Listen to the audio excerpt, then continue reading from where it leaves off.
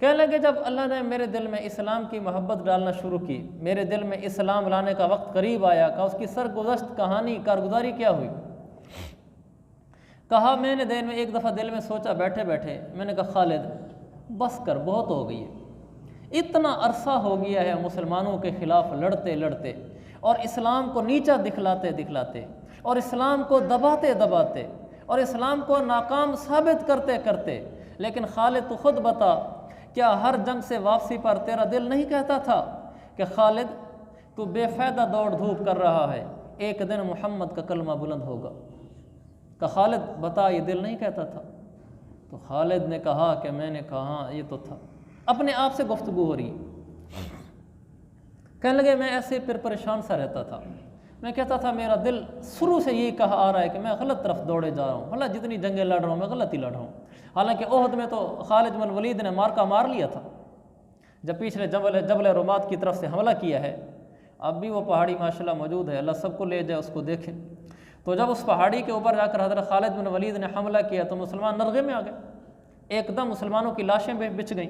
मेरे पाक पैगंबर सल्लल्लाहु अलैहि वसल्लम खुद ज़ख्मी हो गए। इतनी बड़ी अपनी तरफ से कारकर्दगी करने के बाद भी खालिद कह रहा है जब भी कहीं मुसलमानों के ख़िलाफ़ कोशिश करके वापस आया हूँ, यही दिमाग ने कहा है कि बेफ़ायदा दौड़ धूप है, तो इस उभरते हुए कलमा इस्लाम को कभी मगलूब नहीं कर सकता, एक दिन ये कलमा बुलंद होगा। फिर कहने लगे इन्हीं दिनों में ही जब ग़ज़वा हुदैबिया का वाक़या आया था तो कुछ और चोट पड़ी हुई थी। हुदैबिया 6 हिजरी में हुई। कहने लगे कि हुदैबिया के मौके पर जब हजूर सल्लल्लाहु अलैहि वसल्लम मुसलमानों के 14,000 का लश्कर लेकर आए मक्का मुकरमा में, 1400 बल्कि लेकर आए मक्का मुकरमा में उम्रा करने के लिए, तो मुशरिकीन मक्का ने रोक लिया हुदैबिया के मकाम पर। ये मौजूदा हुदैबिया जद्दा से मक्का मुकरमा आए तो मक्का से काफ़ी पहले बाएं हाथ पर एक इलाका आता है शमसिया, मौजूदा उसका नाम शमसिया। ये वही जगह है जहाँ पहले अल्लाह के नबी अलैहिस्सलाम तशरीफ़ रहते और हुदैबिया थी और आपने सुलह की थी। तो अब अल्लाह के नबी हुदैबिया में आए और रोक लिया गया मुशरिकीन मक्का की तरफ से आप सल्लल्लाहु अलैहि वसल्लम को कि आप उम्रे के लिए नहीं आ सकते। मुशरिकीन मक्का ने सख्त शराइत रखी। इस मौके पर खालिद बिन वलीद अपना एक फिर तबसरा बताते हैं कि जब हजूर अलैहिस्सलाम आए वहाँ और अपने लश्कर को लेकर वहाँ ठहरे और इधर से मुशरिकीन मक्का का पैगाम गया कि आप आगे नहीं आ सकते, आप वहीं बैठे, वहीं से आप हमारी मुरासलत होगी, कासिद आएंगे, ख़त किताबत होगी, पैगाम रसानी होगी, जो बाद में हमारा आपस में मुआहदा तय होगा उस पर अमल होगा, फ़िलहाल आप आगे नहीं आ सकते। कहते हैं अल्लाह के नबी वहाँ ठहर गए।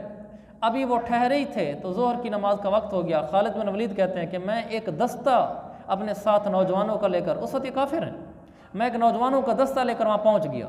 अभी मुसलमान ठहरे हैं, ये ज़ोहर की नमाज़ पढ़ने लगे तो मैं प्लानिंग करने लगा कि नमाज के दौरान ही इन पर हमला कर देते हैं।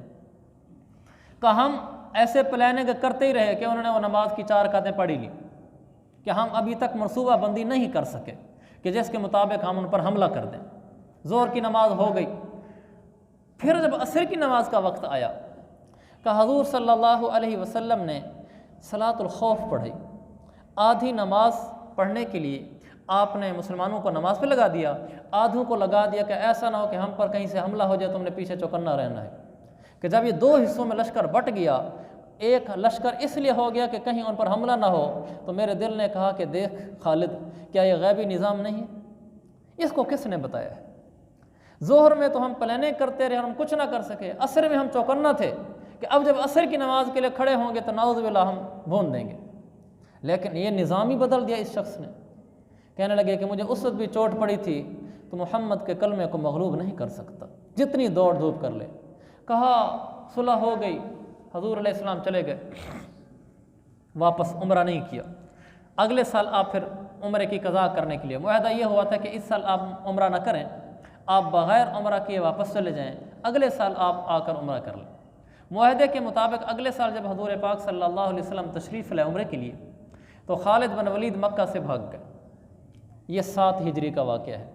तो मैंने कहा कि मैं यहाँ मक्का में रहता नहीं हूँ जिसमें मोहम्मद ने आना है सल्लल्लाहु अलैहि वसल्लम।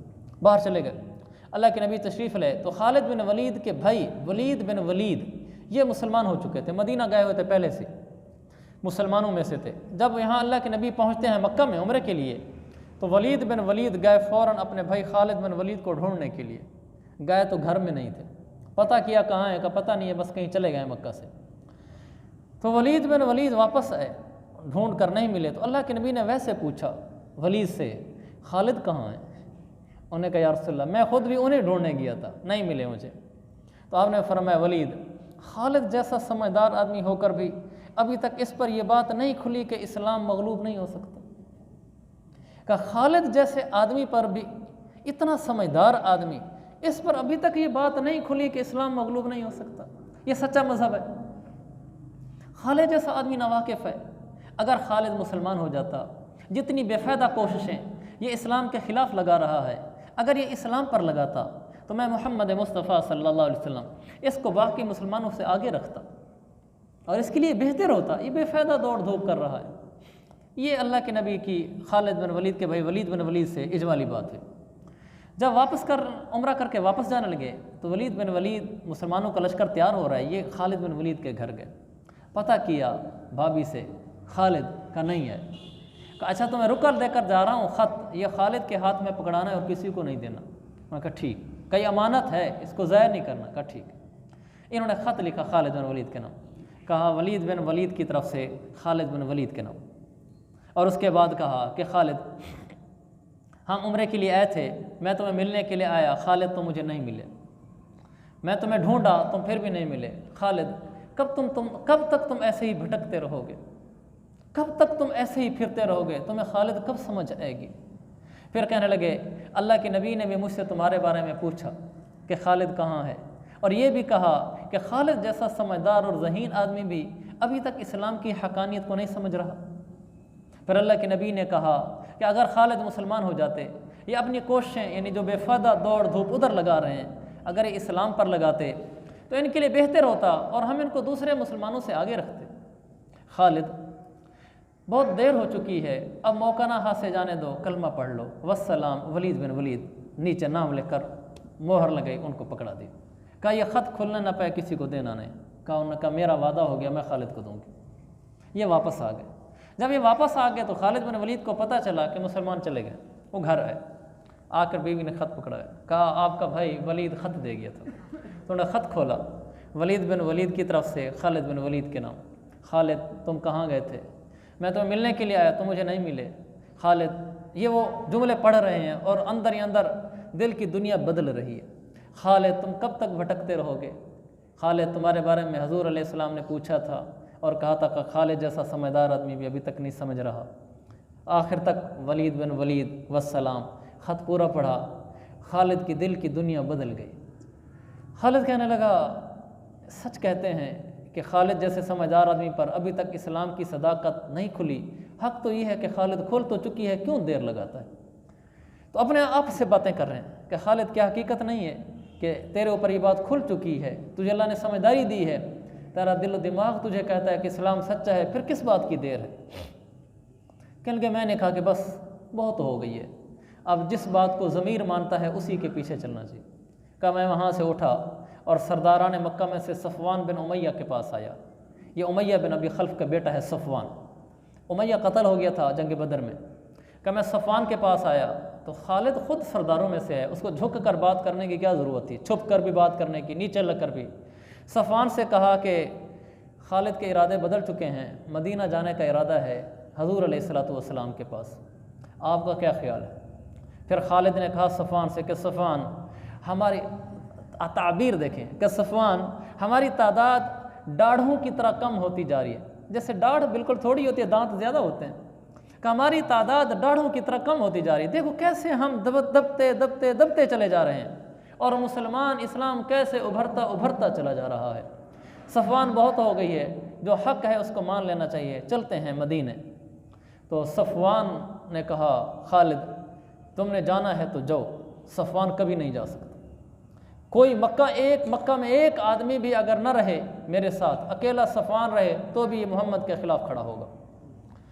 खालिद कहते हैं मैं वापस आ गया, मैंने दिल में कहा ये इसलिए अड़ गया है कि इसका वालिद उमैया बिन अबी खल्फ और इसका भाई ये दोनों बदर में कत्ल हो गए थे, इसको वही अना और ज़िद लिए बैठी है, इसलिए इसको हकीकत के ऊपर समझ नहीं आ रही, यानी ज़िद की वजह से अड़ा हुआ है। दूसरा सरदार था इक्रमा बिन अबी जहल, मक्का मुकरमा का। कहते हैं मैं इक्रमा के पास किया, मैंने इकरमा से कहा कि इकरमा कब तक भटकते रहेंगे? क्या ये हकीकत नहीं है कि मोहम्मद का कलमा मगलूब नहीं हो सकता, ये इस्लाम गालिब होगा? ये बात हकीकत नहीं है? कि इकरमा चुप हो गए। कहा इकरमा मैं मदीने जा रहा हूँ, मोहम्मद का कलमा पढ़ने चलना है। इकरमा कहने लगे मैं तो नहीं जाता। खालिद ने कहा मैंने जाना है। इकरमा ने कहा मैं किसी सूरत भी नहीं जाऊँगा। खालिद ने कहा अच्छा फिर एक एहसान लगाना, मैं जा रहा हूँ और मैंने फ़ैसला कर लिया है, तो मेरी बात अपने तक ही रखना कि मैंने कल परसों निकल जाना है। उसने कहा चलो ये ठीक हो गया। दोनों सरदार थे। कहा ये ठीक हो गया, तुम्हारे जाने की इतला नहीं दूंगा कि तुम 2-3 दिनों में निकलने वाले हो। कहा ठीक। ये चले और मदीना की तरफ सफ़र करने के लिए अपनी ऊँटनी घर से ली और मदीना की तरफ चल पड़े। उस्मान बिन अबी तलहा रास्ते में इनको मिले। उस्मान बिन तलहा, ये उस्मान बिन तलहा वो हैं जिनके हाथ में फ़तह मक्का के मौके पर चाबी दी गई। रास्ते में उस्मान बिन तलहा मिले। खालिद बिन वलीद ने कहा कि मैंने सोचा कि इसको कहूँ या न कहूँ। फिर मैं सोचता मक्के वाले सख्त हैं, इन्होंने मानना तो है कोई नहीं, न सफ़वान ने माना है न इकरमा ने माना है, इसने भी नहीं मानना, फ़ायदा क्या है बात करने का। फिर कहने लगे मेरे जहन में बात करने में क्या हर्ज है, क्योंकि ये खालिद सरदार लोगों में से, अगर कोई आमी होता तो छुप कर जाता, उसमें इतनी ज़रूरत ना होती कि यूँ सरदारों को बता कर जाता। तो खालिद ने कहा बात करने में क्या हर्ज है। तो उस्मान से कहा कि उस्मान मेरा मदीने का इरादा है, कब तक भटकते रहेंगे? क्या अभी तक हमारी अक्लों को समझ नहीं आई? उस्मान कहने लगे खालिद बात तो तुम्हारी ठीक, हकीकत तो यही है कि इस्लाम सच्चा है और इसी को गलबा होना है। खालिद ने कहा कि मैंने अपनी ऊँटनी फज नामी जगह पर, मदीना से बाहर एक घाटी थी मक्का से बाहर, मैंने वहाँ ऊँटनी अपनी बिठा दी है, मैंने कल निकलना है, अगर तुम्हारा इरादा हो तो बताओ। उस्मान ने कहा चलो तुम फिर एक दिन की मोहलत दो, ठहर जाओ, कल चलेंगे, आज नहीं चलते, मैं थोड़ी तैयारी कर लूँ। उन्होंने कहा ठीक। उस्मान के साथ बात होगी खालिद बिन वलीद की, अगले दिन तय होगी जगह कि फज वाली जगह ज़रा करीब है, इससे आगे है याजज, तो याजज पर हम दोनों जमा होंगे, इधर से मक्का से इकट्ठे नहीं निकलेंगे। उन्होंने कहा ठीक। उस्मान बिन तलहा अगले दिन सुबह सुबह मुँह अंधेरे घर से ऊँटनी निकाली और चल पड़े, और खालिद बिन वलीद पैदल। खालिद बिन वलीद ने जाकर फज से अपनी ऊँटनी ली और उस्मान बिन तलहा ने अपनी ऊँटनी लेकर याजज के मकाम पर दोनों इकट्ठे हुए। दोनों मुकर्रर वक्त फजर की जैसे सूरज तुलू हुआ तो ये दोनों याजज पर पहुँच चुके थे। दोनों इकट्ठे हुए, अब ये रवाना हो रहे हैं, इधर सूरज तुलू हो रहा है, उधर इनकी किस्मत का सूरज तुलू हो रहा है। ये चल रहे थे, आगे हद्दा नामी मकाम पर पहुँचे तो रास्ते में अम्र बिन आस मिले। तो खालिद बिन वलीद ने कहा किधर का इरादा है? उन्होंने कहा तुम्हारा किधर का इरादा है? आपस में बात हुई तो सबकी गर्द एक निकली कि मदीने हाज़री का प्रोग्राम है। खालिद ने कहा हम भी इसीलिए जा रहे थे। अम्र बिन आस ने कहा मैंने तो किसी से बात नहीं की, मैं तो अकेले ही चल के जा रहा था। उन्होंने कहा आज। ये तीनों गए। मदीना मुनव्वरा से पहले हर्रा पहाड़ी पथरीला रेतला इलाका था, शहर से बाहर। ये जहाँ पर ना शोहदाए हर्रा का नाम सुना होगा आपने, जन्नतुल बकी में दाखिल होने के बाद जितनी कब्रें रास्ता चल रहे हो ना, दाएं तरफ सारी कब्रें सिंगल है, बाएं तरफ शुरू में ही बिल्कुल एक बड़ी लंबी जगह बनी हुई है। ये जो लंबी जगह है ना, ये शोहदाए हर्रा है। हर्रा में जंग हुई थी, मनहूस यजीद ने लश्कर भेजा मुस्लिम बिन उक़बा की क़ियादत में, यहाँ आकर उसने मुसलमानों को शहीद किया था। तो कई सहाबा शहीद हो गए थे, तो उसको शोहदाए हर्रा कहते हैं। ये हर्रा बनता है मदीना मुनव्वरा के मगरिब, मशरिक़, शिमाल, जनूब, शिमाल मशरिक़ की तरफ, शिमाल मशरिक़ की तरफ, जहाँ मौजूदा वक्त में कंबलों की मार्केट, इस तरफ ये हर्रा का इलाका था। यहाँ आकर शोहदाए हर्रा वाला वाक़या पेश आया और ये खालिद बिन वलीद, अम्र बिन आस और उस्मान बिन तलहा, ये तीनों हर्रा में आए। इन ऊँटनें बिठाई और अपने आप को साफ़ सुथरा किया, क्योंकि सफ़र करके आते उस ज़माने का पैदल सफ़र था। गुस्ल शुसल किया, ये रवाना होने लगे मदीना की तरफ अल्लाह के नबी से मिलने के लिए। रास्ते में खालिद बिन वलीद की वलीद बिन वलीद से मुलाकात हो गई। वलीद ने कहा खालिद जल्दी आओ, अल्लाह के नबी को इतला हो गई है तुम्हारे आने की और वो आपके इंतज़ार में है और बहुत खुश है। खालिद बिन वलीद साफ़ सुथरे होकर मस्जिद मदीना में गए, तो मस्जिद नबी में गए तो अल्लाह के नबी मस्जिद में बैठे थे। दूर से आँखें दो चार हो गई। अल्लाह के नबी ने खालिद को आते देखा और खालिद ने अल्लाह के नबी को देखा, तो जैसे ही आँखें दो चार हुई तो मेरे नबी का चेहरा खिल उठा। खालिद सामने गए, दो जानों बैठे, कि या रसूलल्लाह अस्सलाम वालेकुम। आपने सलाम का जवाब दिया। कहने लगे अशहदु अल्ला इलाहा इल्लल्लाह व अशहदु अन्नका रसूलुल्लाह, और कुछ नहीं कहा।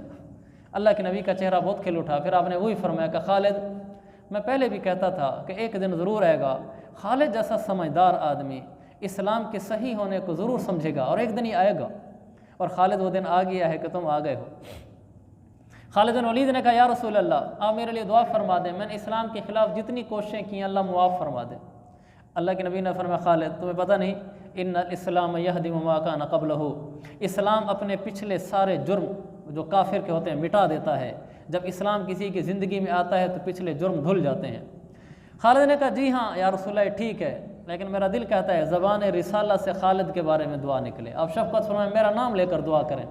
फिर अल्लाह के नबी ने हाथ उठा दिए, कहा, या अल्लाह, खालिद ने आज तक जितनी इस्लाम के ख़िलाफ़ कोशिशें की हैं सबको मुआफ़ फरमा। फिर खालिद कहने लगे, अब वो करूँगा जो इस्लाम की हिमायत में होगा। और फिर उसके बाद अम्र बिन आस आगे बढ़े, उन्हें कलमा पढ़ा। उस्मान बिन तलहा आगे बढ़े, इन्होंने कलमा पढ़ा। फिर खालिद कहते हैं कि आज मेरे ज़मीर की आवाज़ पूरी हो चुकी थी, जो एक मुद्दत से दिल में थी कि इस्लाम सच्चा है, कि आज आवाज़ पूरी हो गई थी। कि फिर वो जो अल्लाह के नबी का जुमला मेरे भाई वलीद बिन वलीद ने ख़त में लिखवाया था कि अल्लाह के नबी ने कहा कि अगर खालिद बिन वलीद ये सारी बेफ़ायदा दौड़ धूप इस्लाम के ख़िलाफ़ करने के बजाय इस्लाम के हक़ में करता तो इसके लिए बेहतर भी होता, और हम खालिद को मुसलमानों से आगे रखते। का फिर खालिद बिन वलीद कहते हैं, मुझे मेरे रब की कसम, अल्लाह की नबी की सारी ज़िंदगी में जब भी कोई अहम जगह आई, जब भी कोई मुश्किल मकाम आया, ज़रूरी और बड़ी जगह आई, अल्लाह के नबी ने बाकी सहाबा को पीछे करके खालिद बिन वलीद को अमीर बनाया, इनको सिपा सलार बनाया, मुझे आगे रखा लश्करों में। का वैसे ही हुआ। फिर खालिद बिन वलीद ने वो माशा अल्लाह कारनामे सर अंजाम दिए जिसको आज तक दुनिया जानती है।